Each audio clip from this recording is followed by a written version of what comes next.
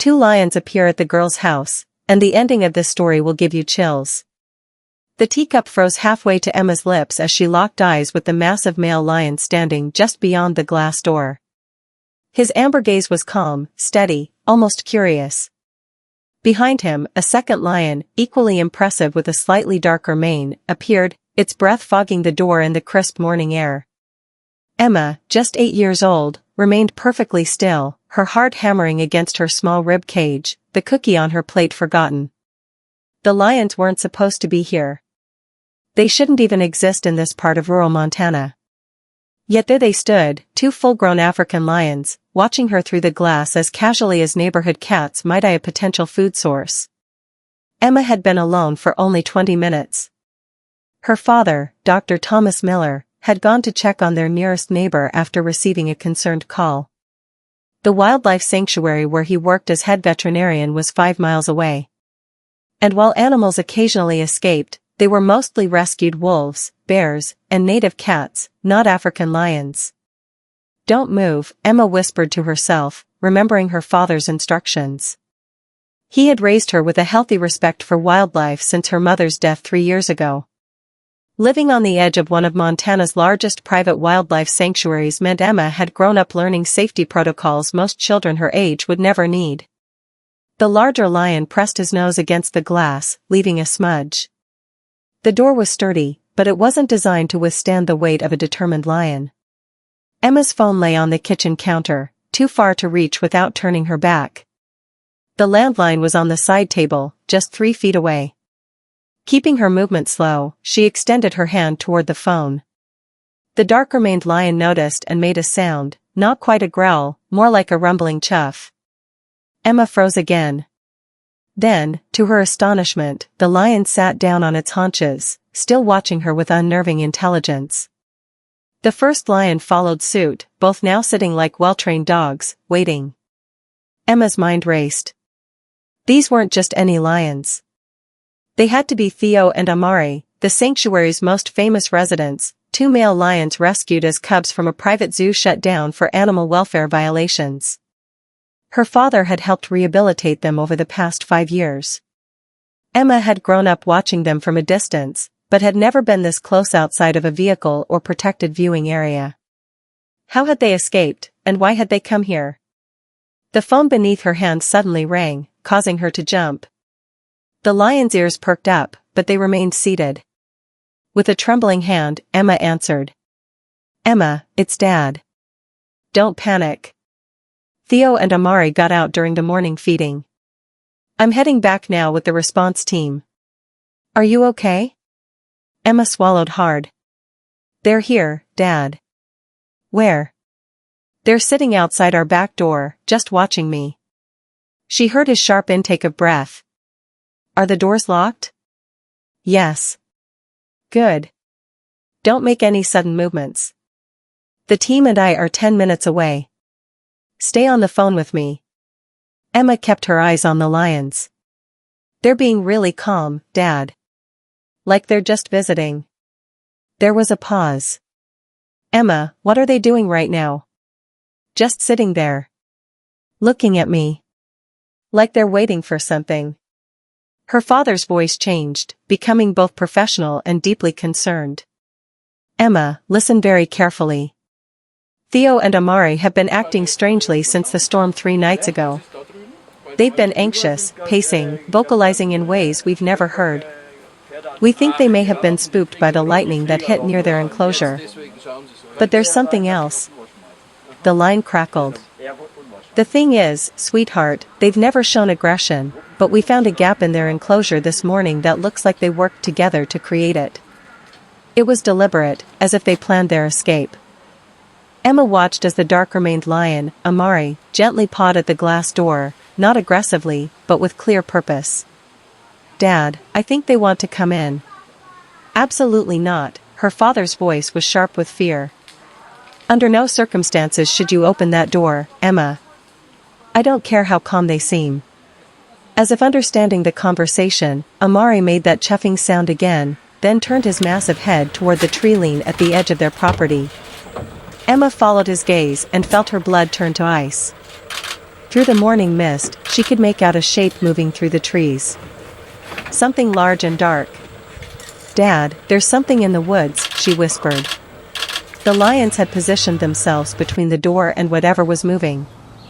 Suddenly, Emma understood with a clarity that seemed beyond her years. They weren't trying to get to her. They were standing guard. "Emma, what do you see?"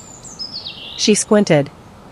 Then a break in the fog revealed what looked like a large black bear, unusually dark and massive, moving with purpose toward the house. "It's a bear, Dad. A really big one." The lions rose in unison, their postures changing from calm to alert, muscles tensing as they turned to face the approaching bear. "Emma, get away from the door. Move to the center of the house now." Her father's voice snapped her out of her trance. She backed away just as the bear emerged fully. It was enormous, its dark fur making it look like a moving shadow. But what struck Emma most was its behavior. This one was approaching with deliberate intent, its gaze fixed on the house. The bear paused about 30 yards away, rearing up on its hind legs. Emma had seen black bears before, but this one seemed different. Its movements were erratic, almost aggressive, and even from a distance, she could see foam at the corners of its mouth. "Dad, I think something's wrong with the bear," Emma whispered as she backed further into the living room. "It's acting weird. There's foam around its mouth." A sharp intake of breath came through the line. "We've had reports of a rabid bear in the county. That's why I've been keeping you close to home. Emma, go to my office and lock the door. We're 5 minutes out." Emma moved slowly toward the hallway. The lions had positioned themselves squarely between the approaching bear and the house. The bear dropped to all fours and charged. What happened next unfolded with such speed that Emma could barely process it. The lion sprang into action with a coordinated precision that seemed impossible. Theo, the larger lion, met the bear head-on while Amari circled to attack from the side. The sound of their roars rattled the windows. "Emma, what's happening?" her father shouted. "The lions are fighting the bear," she replied, her voice hollow with shock. "They're protecting the house, Dad. They're protecting me." She couldn't tear her eyes away. Theo slashed at the bear's face while Amari targeted its hind legs. Despite their teamwork, the lions were being careful, not fighting to kill, but to drive the bear away. "Emma, please get to my office," her father pleaded. This time she obeyed, hurrying to her father's home office and locking the door. From the window, she could still see the confrontation. The bear was retreating now, bleeding from several wounds. The lions pursued it to the edge of the property, stopping at the tree line as it disappeared. They stood guard for several minutes before trotting back toward the house. Emma watched as they resumed their positions by the glass door, sitting down calmly as if the violent encounter had never happened. She could see blood on Theo's shoulder, but the wound didn't appear serious. "Dad, they chased the bear away," she reported. "Theo's hurt, but not badly. I think. Stay where you are, Emma. We're pulling up now." Through the window, she saw her father's truck racing up the driveway, followed by 2 sanctuary vehicles. Relief flooded her, tinged with concern for the lions. "Don't hurt them, Dad," she said urgently. "They saved me." "We won't if we don't have to," her father promised. She watched as her father and 4 staff members approached cautiously, tranquilizer rifles raised. The lions turned to face them but made no aggressive moves. Instead, they simply lay down as if their job was done. One of the staff, Dr. Lynette Santos, approached to examine Theo's wound from a distance. "It's superficial, Thomas," she called. "But these boys shouldn't be this calm. It's not natural behavior." Her father studied the lions. "They came here deliberately," he said. "They escaped and came straight here." "They knew the bear was coming," Emma whispered, though no one outside could hear her. Her father signaled his team. With practiced efficiency, they tranquilized both lions. Emma watched with tears forming as Theo and Amari gradually succumbed to the sedative. Only when they were fully sedated did her father rush to the door, unlocking it and sweeping Emma into a fierce hug. Are you okay? He demanded, checking her over. I'm fine, Dad. They never tried to hurt me. They were protecting me. Her father held her at arm's length, his expression troubled. Emma, that's not, lions don't. They knew, Dad. They knew that bear was coming. Her father exchanged glances with Dr. Santos. The bear was rabid, Emma. You were right. We've had warnings about it for days. And they knew, Emma insisted. They broke out to protect us. As the team prepared the lions for transport, Emma's father kept her close. Dad, she said suddenly, remember those stories Mom used to tell me about the lions that would visit her village in Zimbabwe? How they would sometimes warn people about dangers? Thomas Miller's expression softened at the mention of his late wife, Nala. Your mother had many beautiful stories, he said carefully. She said her grandmother once told her that lions could sense things humans couldn't, that they sometimes protected people they chose. He squeezed her shoulder. Those were folktales, Emma. Beautiful ones. But Mom said her village was warned about a flood by lions that came down from the hills and roared all night. The villagers moved to higher ground, and the next day a flash flood destroyed their homes. Thomas was silent for a long moment, watching the sedated lions being loaded into transport cages. Your mother believed there was more wisdom in those tales than most scientists were willing to admit, he finally said. That's part of why she was such an extraordinary conservationist. She respected what she couldn't explain. Emma watched as the vehicles pulled away. They're going to be okay, right? Theo's wound is minor. They'll both be fine. No, I mean, you won't treat them differently because they escaped.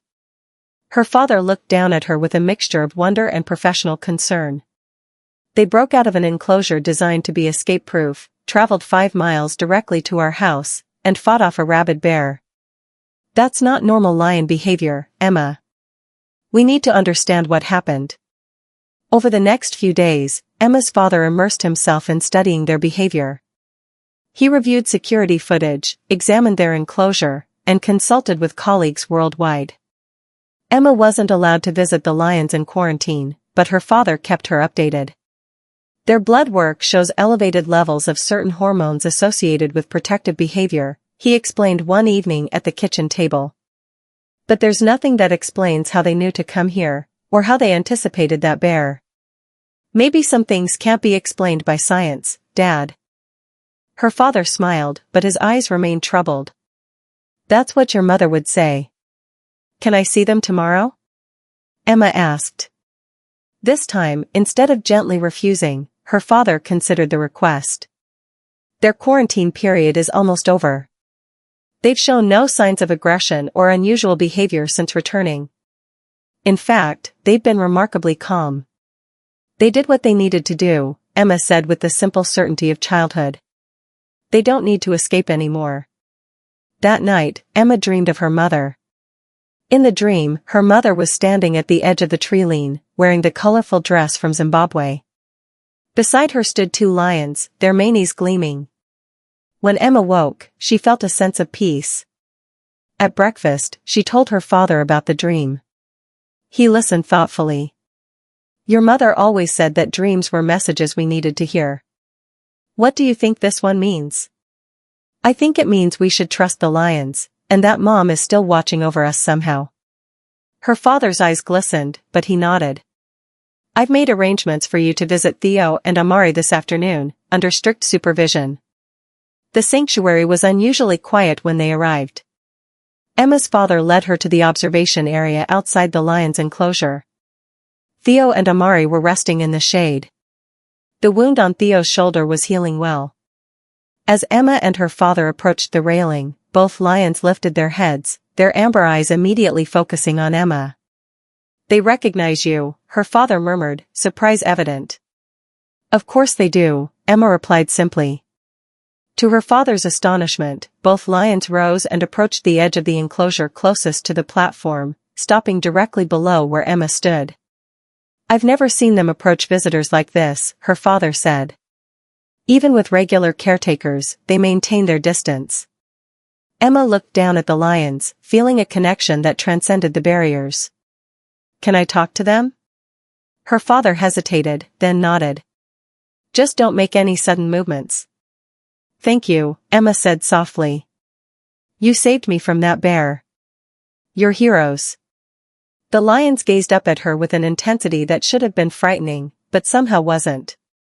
Then, to her father's visible shock, both lions made the soft chuffing sound, a vocalization typically reserved for friendly greetings among their own kind. "That's highly unusual," her father whispered. "They're greeting you as if you're part of their pride." Over the following weeks, Emma's visits became regular. Her father gradually embraced the special connection, documenting their interactions as part of a broader study on animal cognition. The story of the lion's escape and defense spread throughout the conservation community. Donations increased as people were moved by the tale of interspecies protection. One crisp autumn morning, 3 months after the incident, Emma sat at the same kitchen table. Her father had stepped out to take a call. As she lifted her teacup, a movement outside caught her eye. She turned, half expecting to see a deer or a peacock. Instead, she found herself looking at a small lion cub, its spotted fur indicating it was only a few months old. The cub pawed playfully at the glass.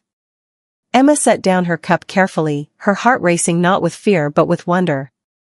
There were no lion cubs at the sanctuary. Breeding was strictly controlled. The cub's honey-colored eyes met hers with the same intelligent gaze she recognized. Behind it, at the edge of the trees, stood a lioness, watching calmly as her cub investigated the human dwelling. When her father returned, Emma was still at the table, staring out at the now empty yard. "Everything okay, sweetheart?" he asked. "Dad," Emma said slowly. "Do you remember how Mom used to say that in her village, if a lion chose to protect someone, that connection would last for generations?" Her father set down his phone. "I remember." Emma smiled, a smile that held both childlike wonder and a wisdom beyond her years. "I think we've been chosen." That evening, as her father reviewed security footage from the property cameras, he paused on a frame captured in the early morning light. There, clearly visible, were a lioness and a cub crossing from the tree line toward the house. He checked the sanctuary records again. All their lionesses were accounted for. This was a wild lioness in Montana, thousands of miles from its natural habitat, an impossibility by any scientific standard. As the footage continued, he watched the lioness and cub approach the house, pause at the glass door where Emma would have been sitting, and then return to the forest. The entire encounter lasted less than 5 minutes, but it was unmistakably real. That night, Thomas Miller sat on the porch long after Emma had gone to bed, staring out at the darkened tree line. As a scientist, he had always sought logical explanations. But as the husband of a woman who had bridged 2 worlds, he had learned to accept that some truths existed beyond scientific explanation. "You were right, Nala," he whispered to the night air, imagining his late wife's knowing smile. "There are some connections science can't explain." In the distance, he heard the deep, resonant sound of a lion's roar, not from the direction of the sanctuary, but from the wild forest beyond their property. It was answered seconds later by another roar, then a third, creating a chorus that seemed to encircle their home. Thomas Miller, Ph.D. in veterinary science and lifelong empiricist, smiled and raised his hand in acknowledgement to the unseen guardians that had, for reasons he might never understand, chosen to protect his family. Some mysteries, he decided, were better honored than solved.